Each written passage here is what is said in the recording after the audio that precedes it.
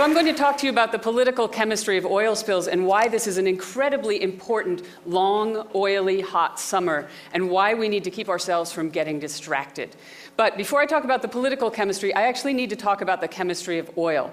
This is a photograph from when I visited Prudhoe Bay in Alaska in 2002 to watch the Minerals Management Service testing their ability to burn oil spills in ice. And what you see here is you see a little bit of crude oil, you see some ice cubes, and you see 2 sandwich baggies of napalm. The napalm is burning there quite nicely. And the thing is that oil is really an abstraction for us as the American consumer. We're 4% of the world's population. We use 25% of the world's oil production.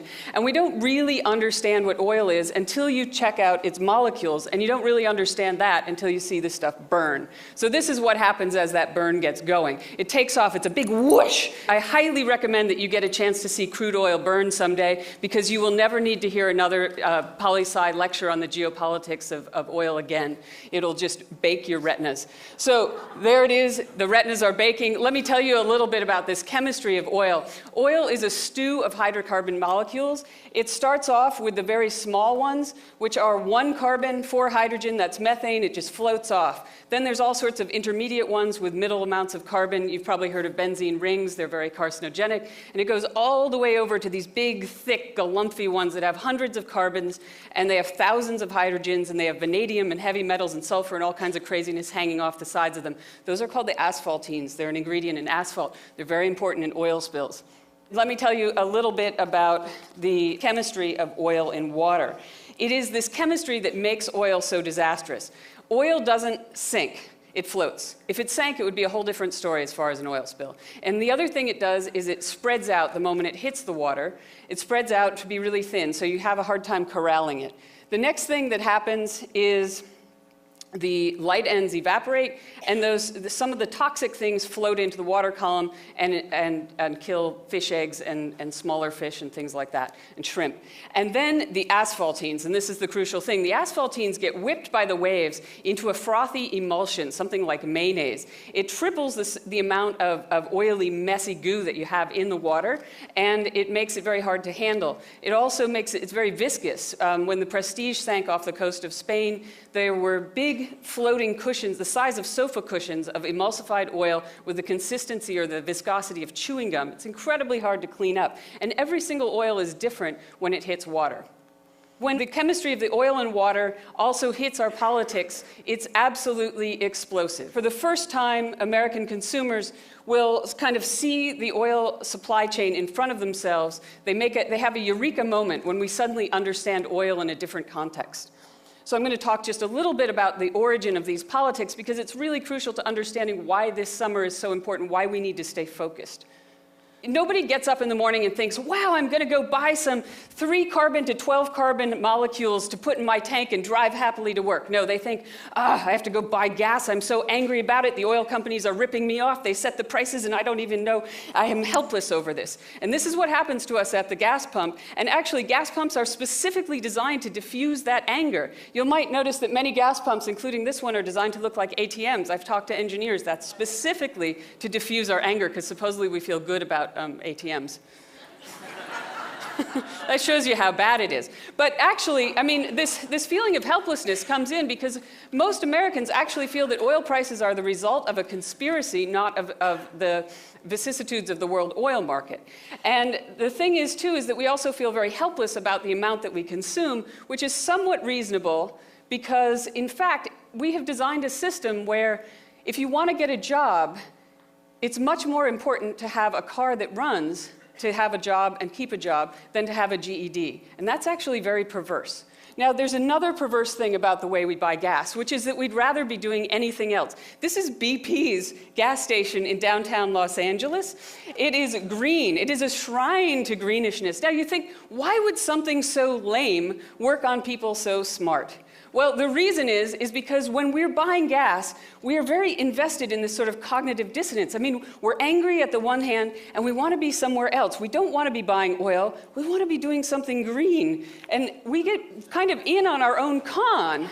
But you'll also find, I mean, and this is funny, like it looks funny here, but in fact, that's why the slogan Beyond Petroleum worked, but it's also part of it's an inherent part of our energy policy, which is we don't talk about reducing the amount of oil that we use. We talk about energy independence, we talk about hydrogen cars, we talk about biofuels that haven't been invented yet. And so cognitive dissonance is part and parcel of the way that we deal with oil.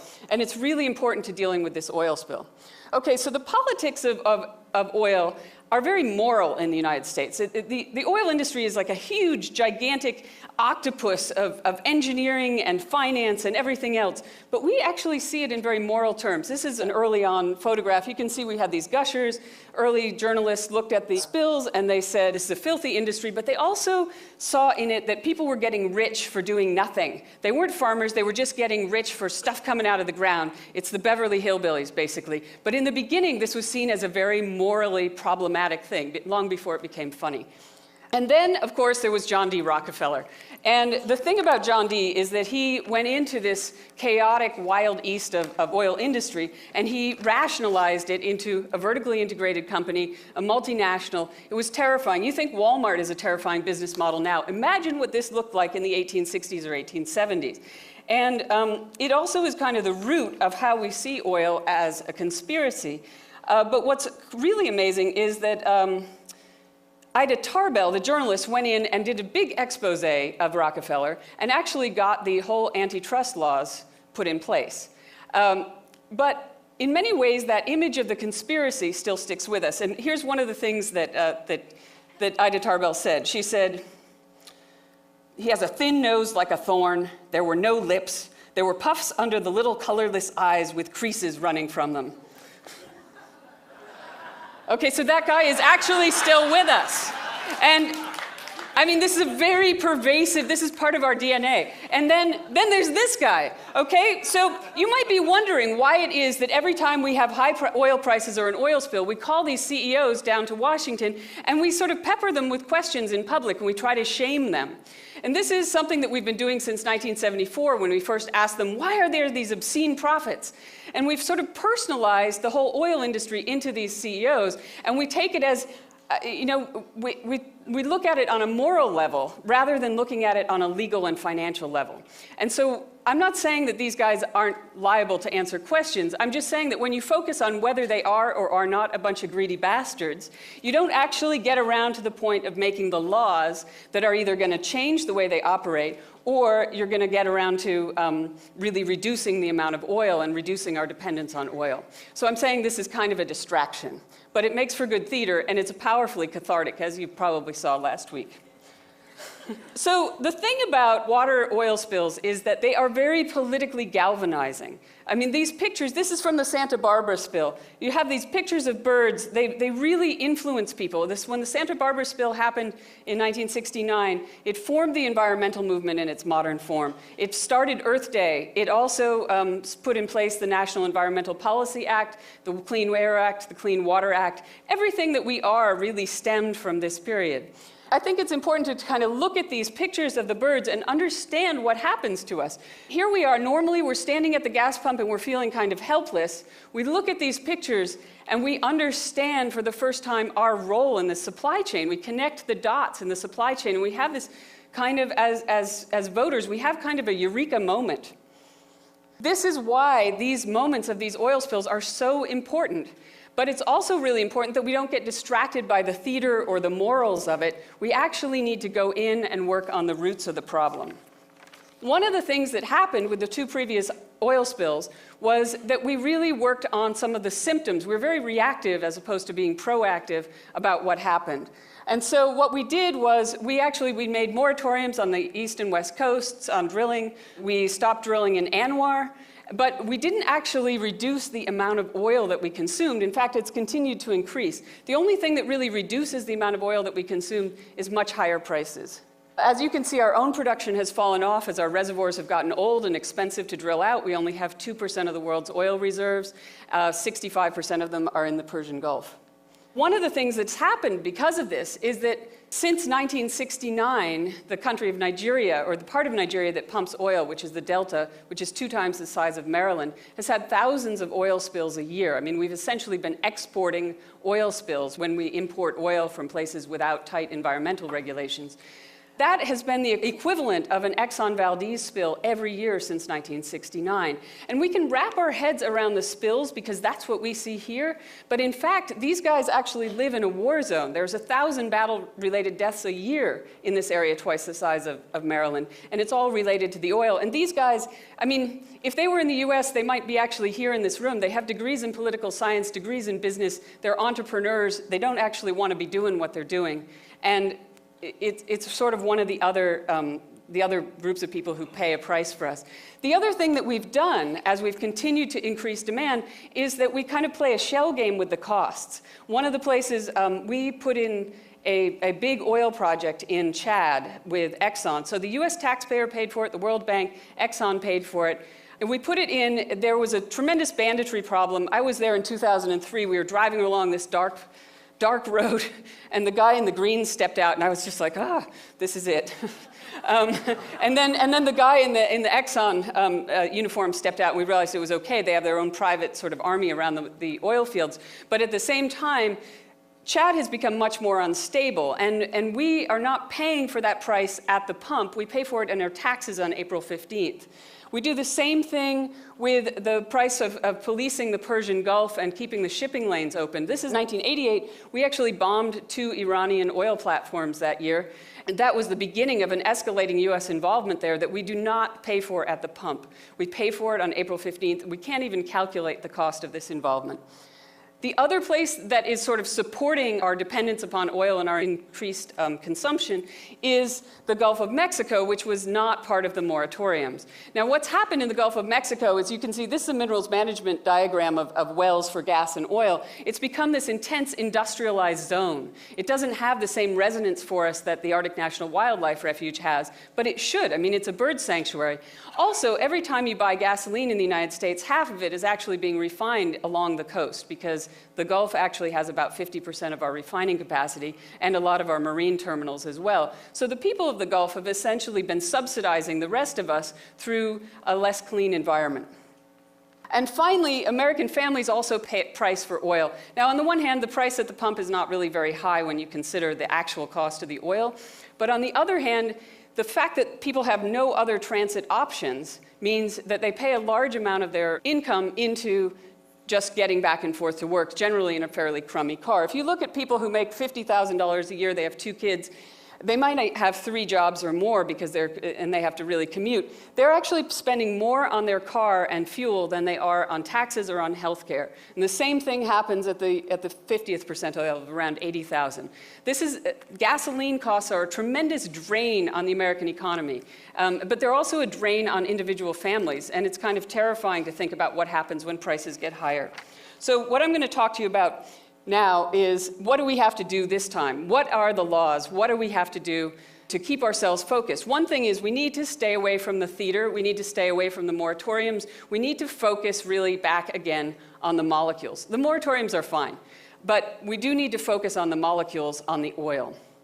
One of the things that we also need to do is we need to try to not kind of fool ourselves into thinking that you can have a green world before you reduce the amount of oil that we use. We need to focus on reducing the oil. What you see in this top drawing is a schematic of how petroleum gets used in the US economy. It comes in on the side.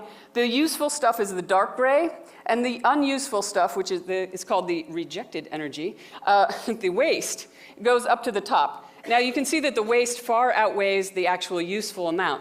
And one of the things that we need to do is not only fix the fuel efficiency of our vehicles and make them much more efficient, but we also need to fix the economy in general. We need to remove the perverse incentives to use more fuel. For example, we have an insurance system where the person who drives 20,000 miles a year pays the same insurance as somebody who pays 3,000. We actually encourage people to drive more. We have policies that reward sprawl. We have all kinds of policies. We need to have more mobility choices. We need to make the gas price better reflect the real cost of oil. And we need to shift subsidies from the oil industry, which is at least $10 billion a year, into something that allows middle-class people to find better ways to commute, whether that's getting a much more efficient car and also kind of building markets for new cars and new fuels down the road. This is where we need to be. We need to kind of rationalize this whole thing. And you can find more about this policy. It's called STRONG, which is Secure Transportation Reducing Oil Needs Gradually. And the idea is, instead of being helpless, we need to be more strong. They're up at newamerica.net. What's important about these is that we try to move from feeling helpless at the pump to actually being active, and to really sort of thinking about who we are, having kind of that special moment where we connect the dots actually at the pump. Now, supposedly, oil taxes are the third rail of American politics, the no-fly zone. I agree that $1 a gallon on oil is probably too much, but I think that if we started this year with 3 cents a gallon on gasoline and upped it to 6 cents next year, 9 cents the following year, all the way up to 30 cents by 2020, that we could actually significantly reduce our gasoline consumption, and at the same time we would give people time to prepare, time to respond, and we would be raising money and raising consciousness at the same time. Let me give you a little sense of how this would work. This is a gas receipt, hypothetically, for a year from now. The first thing that you have on the tax is you have a tax for a stronger America, 33 cents. So you're not helpless at the pump. And the second thing that you have is kind of a warning sign, very similar to what you would find on a cigarette pack. And what it says is the National Academy of Sciences estimates that every gallon of gas you burn in your car creates 29 cents in healthcare costs. That's a lot. And so this, you can see that you're paying considerably less than the healthcare costs on the tax. And it also, the hope is that you start to be connected to the whole greater system. And at the same time, you have a number that you can call to get more information on commuting or a low-interest loan on a different kind of car or whatever it is that you're going to need to actually reduce your gasoline dependence. With this whole sort of suite of policies, we could actually reduce our gasoline consumption or our oil consumption by 20% by 2020, so 3 million barrels a day. But in order to do this, one of the things that we really need to do is we need to remember we are people of the hydrocarbon. We need to keep our minds on the molecules and not get distracted by the theater, not get distracted by the cognitive dissonance of the green possibilities that are out there. We need to kind of get down and do the gritty work of reducing our dependence upon this fuel and these molecules. Thank you.